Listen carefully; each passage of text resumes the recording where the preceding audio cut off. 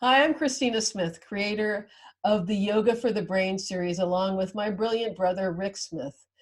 We are celebrating the release of the fifth book in our series of deliciously fun puzzles and profound philosophy books. It's called Inspired Wisdom Word Search Yoga for the Brain, and we are celebrating by hanging out with some of the amazing 60 authors who contributed to it. Today we are with Sarah Burchard, who is the author of puzzle number 35, Fluidity. Welcome, Sarah. Hi. Please tell us a little bit about yourself.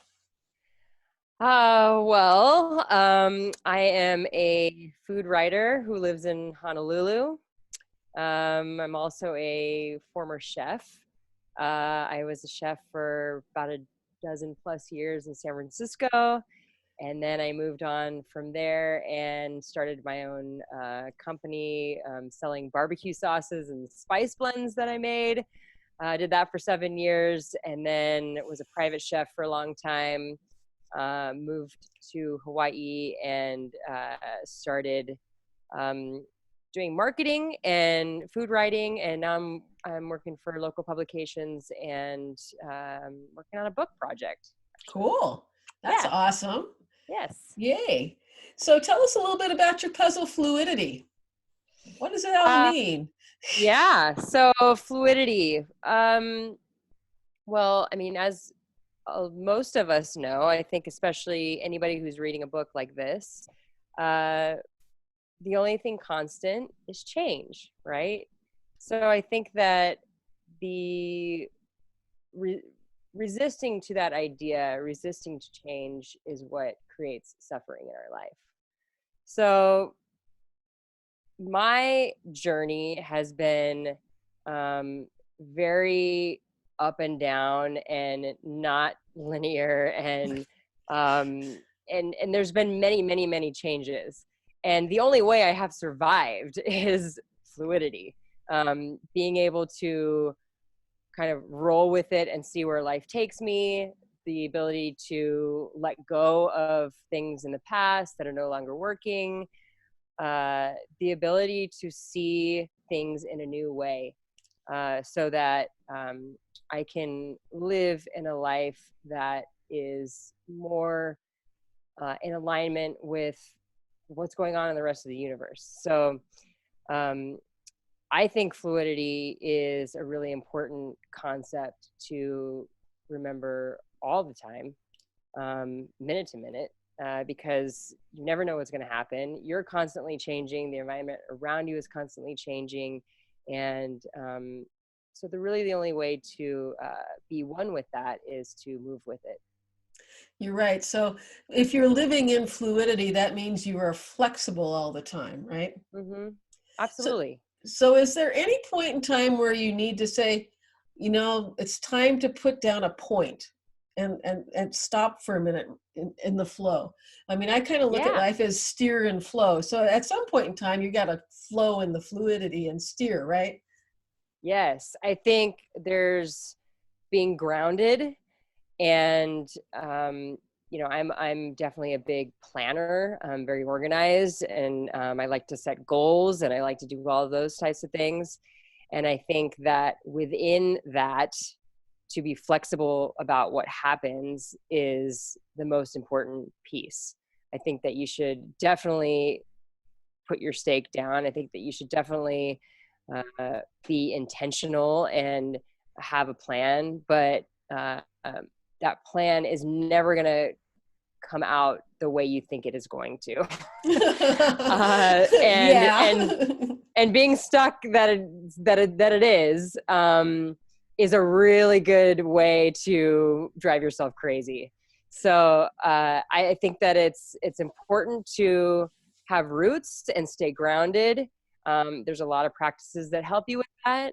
But I also think that it's really important to make sure that you're not so married to that idea that it ends up crippling you or keeping you stuck. Yeah, it's quite an art, right? Steering and flowing and, boundaries and releasing, and the whole dance of life is so beautiful and can get really fast and really slow. Mm-hmm. And almost simultaneously. So do you feel like that's true? Like life's a dance? Yeah, for sure. I'm given thrown curveballs like on a daily basis all day long. So, I mean, that was my life as a chef. It's been my life lately, especially in the past year. So I think that, you know, if you're not dancing along with it, then you're either missing the party completely or, or you're stuck in your ways and you're not having a very good time. Yeah, So, yeah, pretty much. yeah. So would some advice that you would give to someone, but maybe even just to physically dance if they're feeling stuck, would you say that would be a good idea?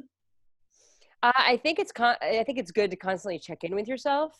Um, I meditate daily, and I think there's a lot of opportunities to, even if you're not a meditator who sits down for 20 minutes once or twice a day, there's always room for that throughout the day. And I think these constant check-ins are really good, and you can use a lot of different things that you do throughout the day, you can do mindfully, and that becomes a meditation in itself too. Eating, washing your dishes, taking a shower, all of these things.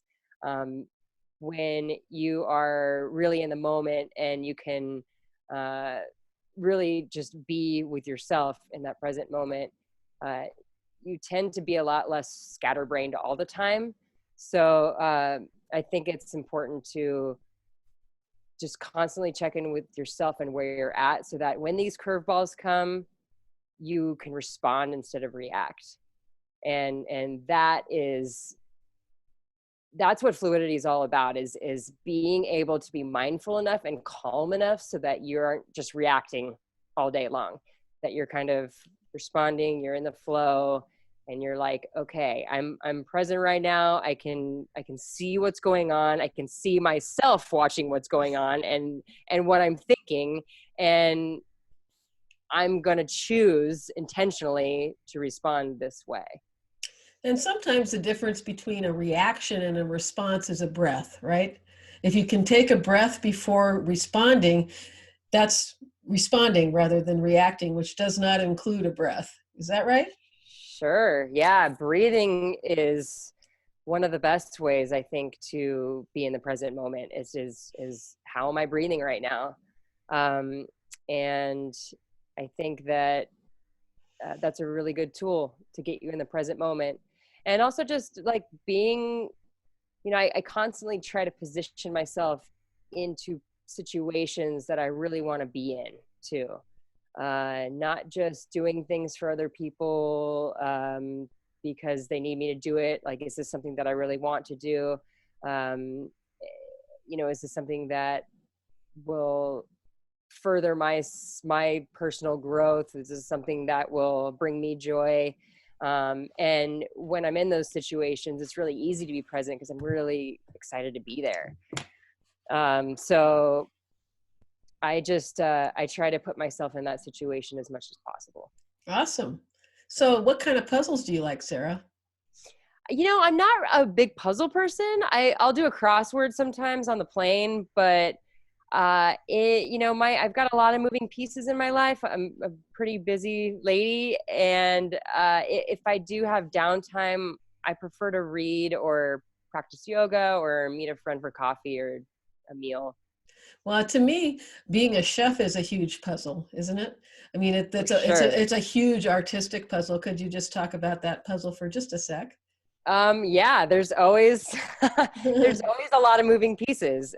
You've got the menu, so you've got you're trying to create something that you have to do the ordering, you have to receive the ingredients, put away the ingredients, prep the ingredients, cook the ingredients, to order during service, and you've got to put them away at the end of the night. Then you've got the staff. The staff has its all other slew of issues, whether they're having a good day, a bad day, whether they showed up to work at all, whether they're making the dish correctly or not.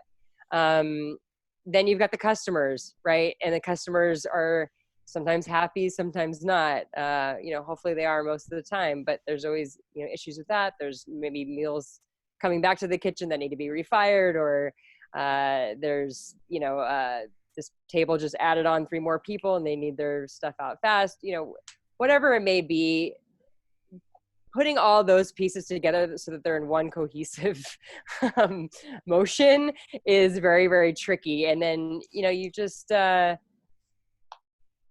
to be kind of like aware all the time that there's gonna be something that's gonna come at you that you're not ready for. So the X factor is part of your logistical planning. yes, It's a huge.